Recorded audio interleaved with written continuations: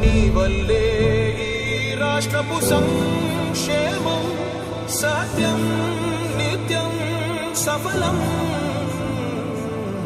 జనగణ మంగళ గాయకుడా, ఘనమగు చరితల నాయకుడా, పలుతరములు మము పరిపాలించర స్వామికుడా.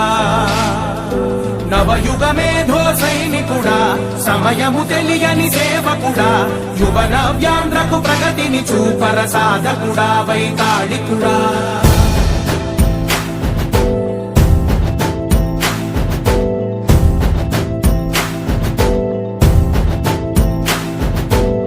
ప్రతి ఇల్లు నిన్నే నిన్నే పిలిచింది, ప్రతి గడప నీకే స్వాగతమన్